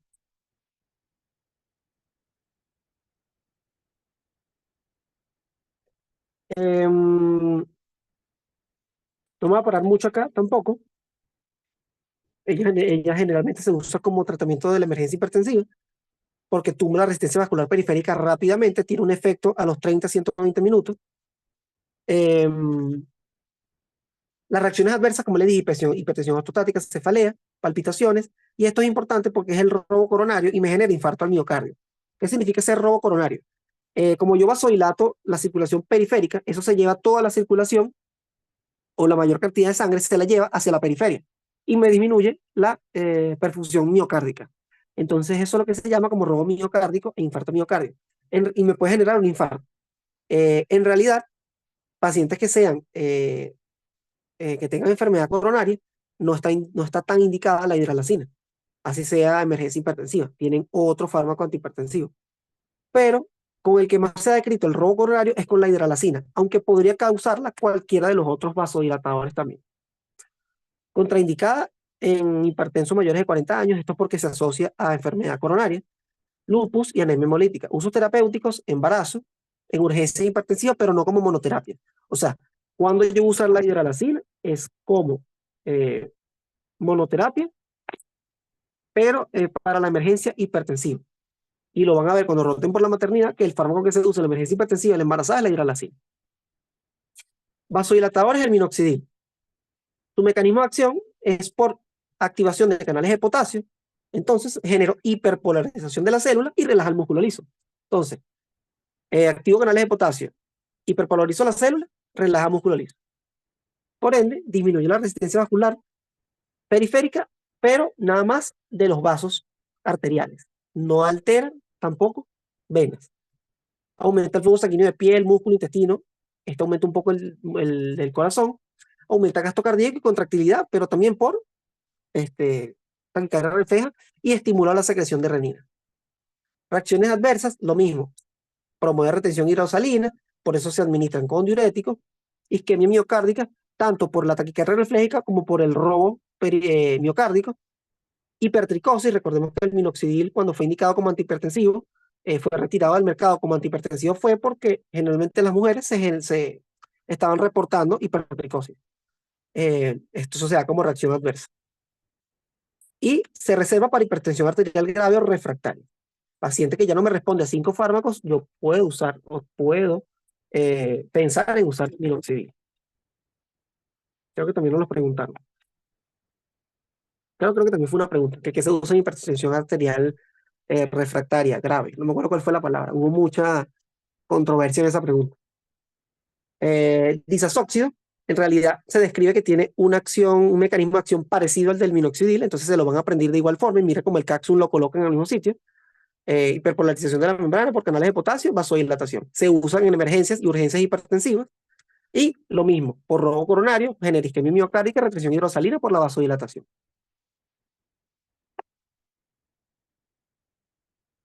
Vamos ahora con el fenoldopán. Él es un activador de receptores de dopaminérgicos 1. Se usa también como urgencias hipertensivas y postoperatorios. Se administra como infusión.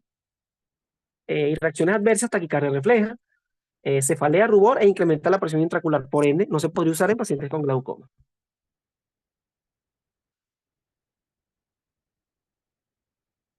Tenemos el nitrofusiato de sodio. Este es importante, por eso se los coloco acá. Mecanismo de acción, imagen, cositas en rojo, porque recuerden que es el único que es arteriolar y venoso. Por ende, tiene cara de pregunta. Mecanismo de acción se parece mucho al de la hidralacina. Vean que también está en el mismo cuadro, el cápsula lo colocan. Este simplemente también libera óxido nítrico a través del endotelio. Vean, los nitratos estimulan o se comportan como óxido nítrico, estimula así la guanilciclasa, aumenta el GMP cíclico y de esta forma se produce la relajación del músculo liso vascular. Pero que como no es específico de las arterias, sino también lo va a causar en arterias y en venas. Por eso cae la resistencia vascular periférica, pero también cae el retorno venoso, por lo que disminuye el gasto cardíaco. Entonces, este modifica el gasto cardíaco por disminución del retorno venoso por venodilatación. Este tiene un inicio de acción muy rápido, en 30 segundos, máximos en 2 minutos, y solo causa un incremento moderado de la frecuencia cardíaca. Este no causa tanta taquicardia refleja. Reduce la demanda de oxígeno, se administra como bomba de infusión. Por ende, la indicación del nitroprusiato de sodio es uno de los primeros que se usa como emergencia hipertensiva, porque además que me causa un efecto tan rápido, vasodilatador tan rápido, y disminuye la demanda de oxígeno, es un buen fármaco como emergencia hipertensiva. También se puede usar en insuficiencia cardíaca grave, postoperatoria, disección aórtica, más beta bloqueante. Recuerden que una de las indicaciones de beta bloqueante es la disección aórtica. Las reacciones adversas es porque el nitroprusiato o puede metabolizarse como tiosinato, como cianuro, o viene como coformulado con los mismos. Entonces, como el tiosinato se excreta lentamente por el riñón, puede producir alteraciones en la conducta de hipotiroidismo. ¿Cuál es el tratamiento? Nitrito de sodio con tiosulfato de sodio. Esto es una reacción adversa rarísima, pero bueno, está descrita. Vamos ahora con el último grupo, que son los simpaticolíticos de acción central. Es decir, ya son los fármacos que se usan a nivel central porque modifican la descarga noradrenérgica directamente a nivel del tallo encefálico. Recuerden que por allá en el tallo encefálico, a nivel del locus cerúleus, es que se producen todas esas eh, eh, catecolaminas. Entonces, se disminuye toda esta descarga simpática con estos fármacos que son agonistas alfa-2 centrales. Recuerden que a nivel del sistema nervioso central, los receptores alfa-2 van a generar un feedback negativo como disminución de la liberación de norepinefrina a nivel central. Entonces, como ellos son moduladores, reguladores negativos, va a disminuir todas esas descargas simpáticas, pero a nivel central. ¿Cuáles son los que tenemos acá? La alfametildolpa, la clonidina, el guanabes y la guanfacina. ¿Cuáles me importan a mí? Alfametildolpa y clonidina.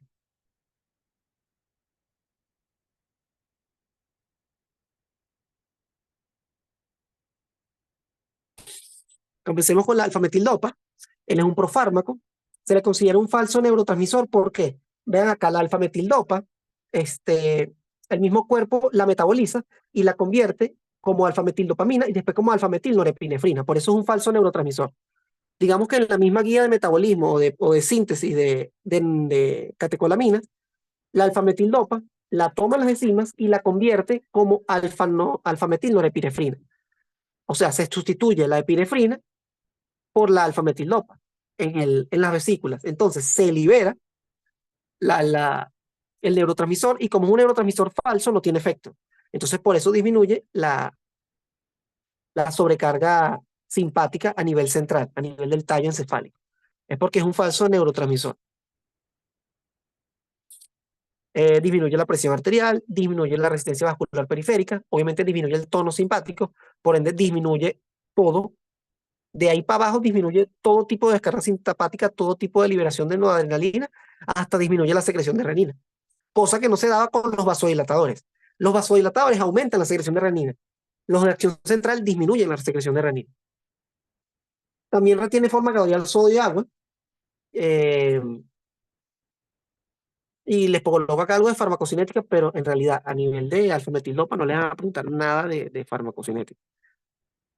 Absorción intestinal, secreta por renal, entonces insuficiencia renal se prolonga, pero en realidad no es muy importante la farmacocinética. Lo que sí quiero que se aprendan es que reduce la secreción de renina. Reacciones adversas bueno, como genera agonismo en los receptores alfa-2, estos receptores, recuerden que no nada más tienen que ver con la vía simpática. Los receptores adrenérgicos están distribuidos por todo el sistema nervioso central. Entonces también puede inhibir algunos que se encuentran encargados de la vigilia o de las vías de los ganglios basales, la vía estriada. Entonces, por esa razón, es que me generan las reacciones adversas del alfa-metildopa, que puede ser sedación, depresión, sequedad de la boca, parkinsonismo, disminución de la libido, hiperprolactinemia. O sea, son efectos adversos que puede haber, pero es por modulación o por disminución de la liberación de catecolaminas a nivel central. También pueden ser hepatotóxicos, pero en realidad la reacción adversa importante y que nos preguntaron fue la anemia hemolítica. Hay que estar pendiente porque como es un fármaco que a veces se le utiliza en las embarazadas, entonces hay que estar pendiente con la anemia hemolítica que puede ocasionar en estas pacientes. Es un efecto adverso que se da con el uso de alfametildopa. La alfametildopa es el tratamiento de elección en el embarazo. Por eso les digo, pendiente con eso. Y esa reacción adversa de anemia hemolítica.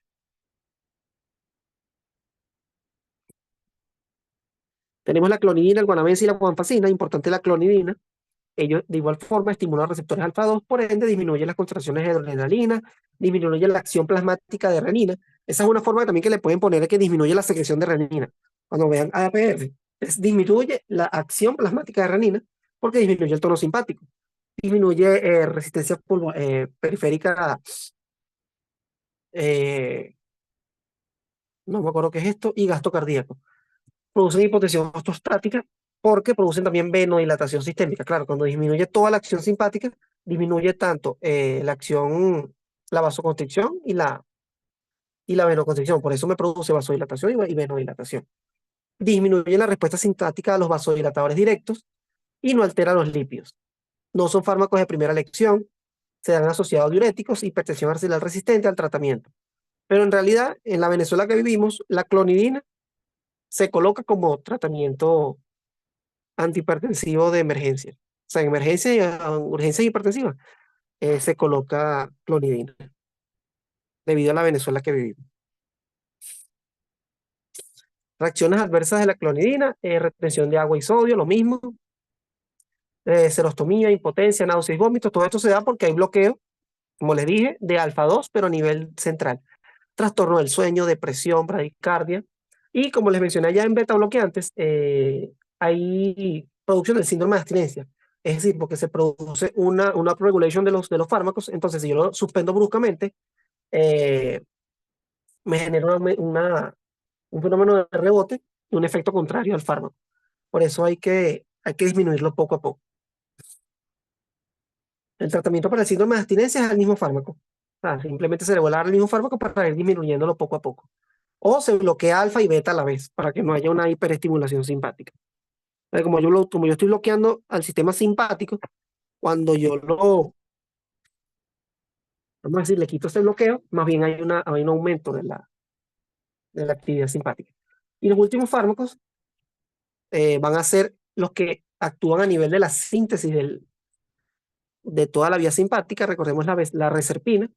Simplemente lo que bloquea es la vesícula, que permite la entrada para la síntesis de catecolamina.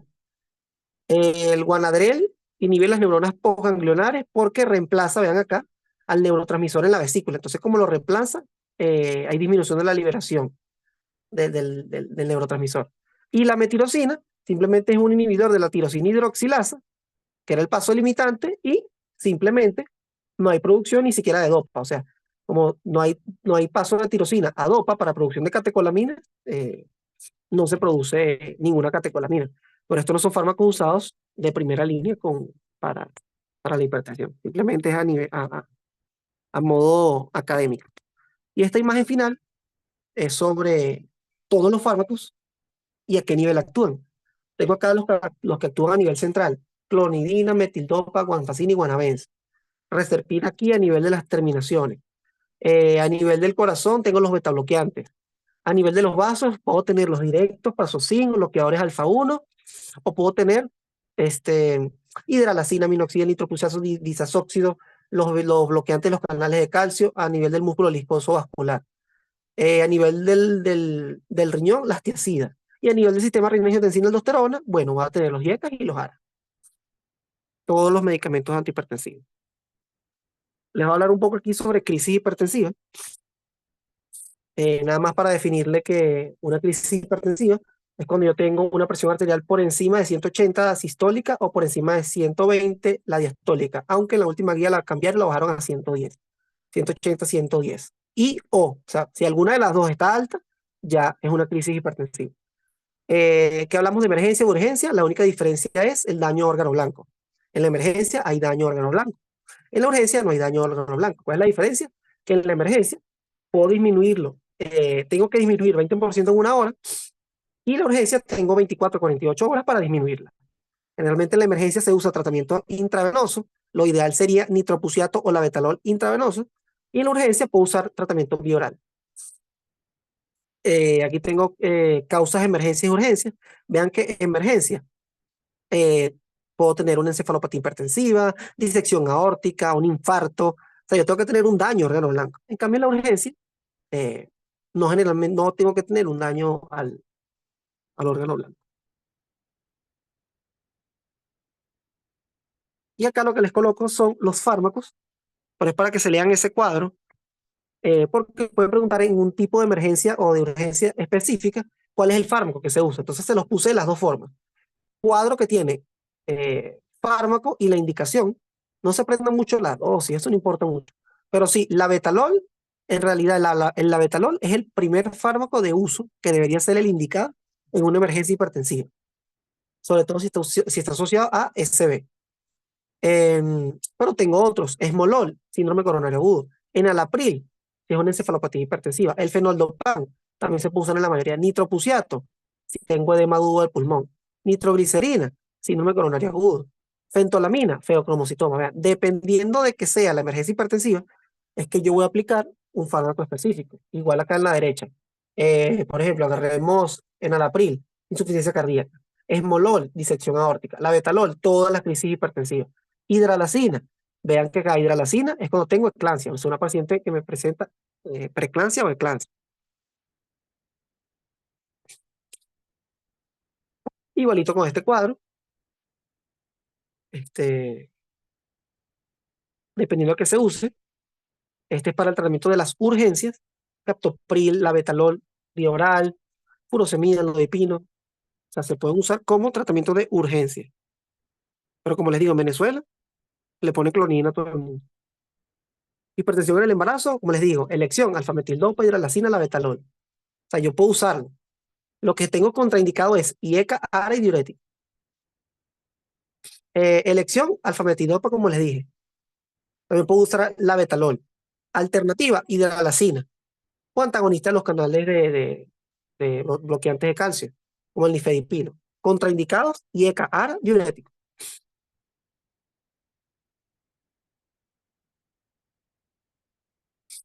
Y este último cuadro, igualmente, es uno de resumen. Preeclampsia, eclampsia, hidralacina, edema agudo de pulmón, enalapril, feocromocitoma, fentolamina, disección aórtica, esmolol, insuficiencia renal, fenoldopam, insuficiencia coronaria, nitroglicerina, postinfarto, IECA, VAR, antagonista aldosterona, hipertrofia ventrículo, IECA, arritmias supraventriculares, bloqueantes de los canales de calcio, o poder usar también betabloqueante. Entonces vean cómo les coloqué algunas de los casos que les pueden poner y el fármaco que se usa. Y bueno, como siempre, yo acá les dejo igual cuadritos de los libros, qué fármacos se pueden usar, cuál es el agente antihipertensivo que yo prefiero. Agarremos cualquiera. Disfunción renal, IECA-VARA. Microalbuminuria, que es lo mismo que disfunción renal, IECA-IARA. Angina, betabloqueantes o bloqueantes de los canales de calcio. Recuerden que yo les dije, angina, yo tengo que disminuir algo que me disminuya el inotropismo cardíaco. Insuficiencia cardíaca, IECA-ARA, betabloqueantes diuréticos. Y antagonista del receptor de aldosterona. Diabetes, IECA-ARA. Diabetes con proteinuria, IECA-ARA. Embarazo, betabloqueantes, bloqueantes de los canales de calcio o alfametilopa. Cuando habla de betabloqueante es la betalol. Etnia afrodescendiente, bloqueante de los canales de calcio, tiacídicos. ¿Ves? Dependiendo del caso, se va a usar un antihipertensivo, ya sea para la emergencia o para el tratamiento crónico diferente. Y estas son todas las imágenes que yo siempre les dejo de los libros. A esta de la derecha le pueden echar un ojo.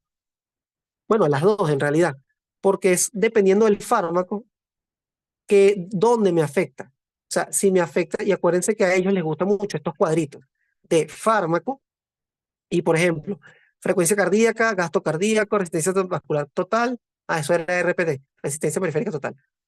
Volumen del plasma, actividad plasmática de renina. La actividad plasmática de renina a ellos les gusta bastante. Entonces, échale un ojo a esta parte, igual que esto. La angiotensina 1, angiotensina 2, actividad plasmática de renina, actividad de la enzima convertida en angiotensina, aldosterona, bradipinina, AT1 y AT2. Entonces, dependiendo del fármaco, esto me va a causar un perfil diferente. Échale un ojito a esta lámina de verdad. Y bueno, lo mismo. Vean este que tengo diuréticos, riesgo, pendiente con gota. Antagonista de los receptores de mineralocorticoides, ojo con la hipercalemia, obviamente. Una espironolactona, un ahorrador de potasio, pendiente con la hipercalemia. Inhibidores de un IECA, pendiente embarazo, edema, hipercalemia, estenosis de la arteria bilateral. Contraindicado en mujeres embarazadas. Bloqueante de los ARA, embarazo, hipercalcemia, estenosis, pendiente con embarazada. Bloqueante de los canales de calcio, pendiente con taquicardia. ¿Ves? Entonces, dependiendo del fármaco, vean acá, fármacos, clonidina, alfametilopa, pendiente depresión y bloqueos, disfunción eréctil, serostomía, o sea, genera boca seca.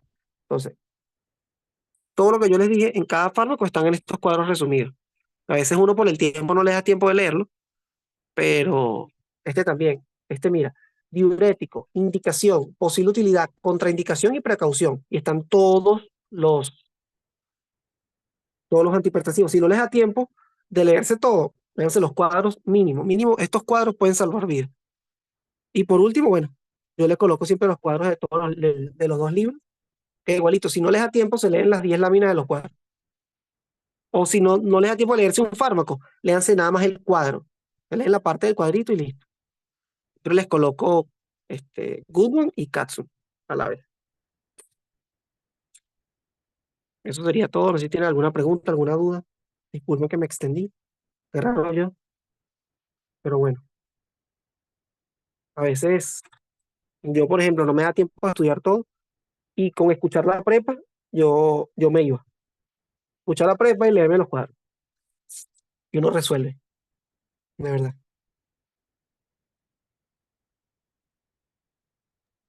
Gracias.